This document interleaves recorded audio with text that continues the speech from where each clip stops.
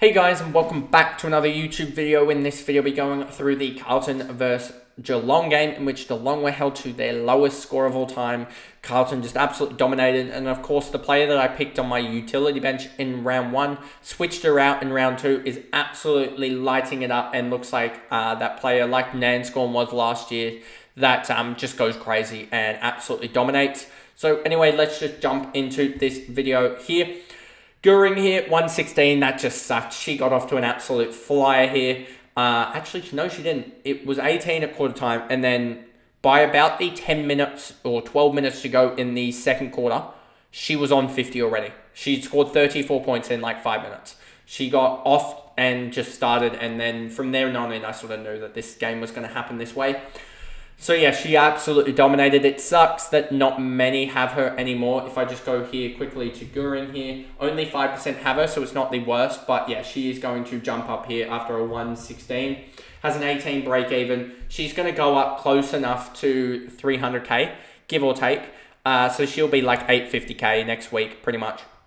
Or like 820k. Which kind of sucks that you sort of trade that out, and now she's made 400k across the game. So kind of really does suck that I traded her out instead of Window.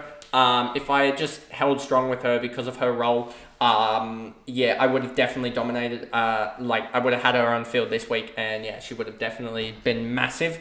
So yeah, that kind of really just sucks that was my way back, and I decided to trade her out after game week one, because Window was sort of highly touted as well. So yeah, just a mistake by me. Mackay 109. Mimi Hill 103. She 32 from 32 touches, 1 goal. She absolutely dominated as well. Shearer 92. Tiny Brown 66. So you can see the drop off there. Good 56. Moody 50. Anthony 47. Fitzgerald Cordner. Finn with the 38. She really just struggled to get involved in the game. If you look here at Finn, 7 for 11, 16. She really just struggled. And yeah, it just wasn't good conditions for her, absolutely pelting down with rain. So we probably should have known that and honestly switched to Watson on field. But if you look at the defender options, in that sort of all the defender rookie options, no one has scored well. If I just quickly go here, if I go to defenders, if I go to this week's points, if I go to 300 to 400k, D Donato with a 48 was the highest in the 300k bracket. In the 400k bracket, Bolts, Borg, Keynes, no one has these girls. Lavy, Schilling with a 39 as well, so pretty much matched Dana Finn. And you can see no one else really has scored that well. And then in the 500k bracket, you have Britain here. Not many have her in general. 0.8% have her. I'd like to actually see her roll, as we talked about in their game review there. And Lynch, Gunjaka here. These aren't even rookies. And as you see here, no one has like any of these girls here. So yeah, not the worst outcome overall, especially with not many to play, I would say.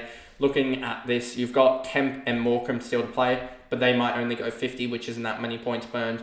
And then you've got Serene Watson, I would say, and Barwick are the only ones really left that are going to be probably damaging if they do score well. Yeah, no one really in this bracket either. Maybe Wilson. But yeah, so not the end of the world that she scored a 38, given most people probably fielded her, and she really outscored all the other popular options. But she'll probably be one that we need to get off field potentially next week or something like that. Maybe we upgrade her next week or something and skip away from Anderson and go all around the ground with all the Collingwood and Collingwood, Brisbane, Western Bulldogs girls, and just upgrade the field outside of that. And we really just try and wait to get that last upgrade. But we'll wait and see how I feel about Anderson, etc. And there's no one else here really. Peterson, Skepper, Goss, Austin. Vessio's been one of the flops of the year. Beatty, a 31, so she's scoring, at least gaining some cash at this point. Pound, Henry, Moody, Lawson, Devan with the 13 as well, 39% time on ground. The Carlton girls are just so up in the air, but I think she'll get back to her best. I don't know who Carlton have next week. If I just go to Carlton here quickly on my phone, they've got Richmond. That'll be a toughish game.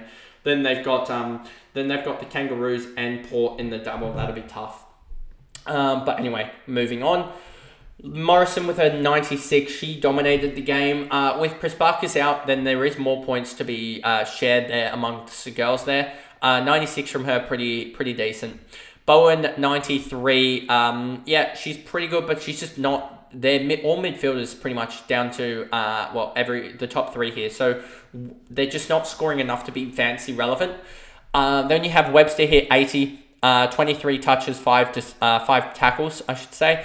Definitely got the tackles up in the last quarter. She was on 0, I think, at halftime for tackles or something. And then in the second half, she laid 5 out of her 32 points. So probably 3 and 2 or 2 and 3, somewhere in there. And yeah, she got up to 80 points, which is still a really good output and probably someone that you could potentially switch to soon. Emonson, Crockett Grills, Gunjaka, Featherstone, Maloney, Friswell. Friswell struggled, 48. She got lucky with a couple of tackles there that probably shouldn't have been called tackles in general. But yeah, a 48 from her. I'm happy that I didn't go for her, as that wing role is going to be volatile, especially with Geelong looking really poor now. I don't know if she'll get the best output. And yeah, 82% time on ground. Her time on ground in the first half was like 100%. And then she really came down to earth in the second half. So yeah, she was kind of actually lucky, because she should have, if she didn't get that free kick for the holding the ball, which probably wasn't there, and that gets her down another 4 points. And there was a couple of other tackles that she really didn't stick, but got handed to her. So yeah, she was lucky to get to 48. That was probably a 40 or a 38 game, which just shows the volatility of wingers, especially with Dana Finn doing the exact same thing on the other end. So yeah, I just don't like the wing roll. And trying to stay as far away as I can from a wing roll is probably the best thing you can say in AFL Fantasy, and almost in the men's game, unless it's a rookie, and in the women's game especially, in general. Maloney, Is it Cairns or Keynes? Something like that. McDonald. Abby McDonald could be definitely an interesting one. 40% time on ground for a 34. If we go to Abby McDonald here, you'll see 28 break even. She scored a 34, 300. So she will probably be, she went 6 above. That's probably roughly about 15k cash gen. 15k cash gen, 327k. So there definitely are her and DiMonato here. How do you spell it? Di Donato with a 48 there. Those two will probably be the couple of rookies that you look at. Probably Donato, because she's on her double game week, which will make massive cash. So yeah, those are a couple of rookies that you're looking at there for next week. And then yeah, Harry, Darby, Sermon, Kennedy, Plummer, Scott, and Kenny. So yeah, pretty good in general for me. This game didn't really have much playing. I only had Finn, who scored a 38, which, as we said, was pretty negligible in the long run. Outscored Schilling, or pretty much scored on Schilling, which was the only other rookie defender that most people have. And Serene Watson is the only other one that I'm worried could really outscore her. But anyway, Carlton get the win in the end, 29-5, a shorter review. And it's just interesting to see how Geelong will do with Georgie Prespakis out. But Prespakis is going to be interesting next year, because yeah, she's priced at 54 at the moment. Her and Moffat could be so highly owned next year if these injuries hold out, just because especially if they play another couple of games and don't really get back up to those 80-100 stints, then they'll be so underpriced that they'll be like 100% owned. But anyway, that is the video there. If you did enjoy it, remember to like and subscribe, turn the notification bell on so you know when I upload, and I'll see you guys in the next video. Bye guys.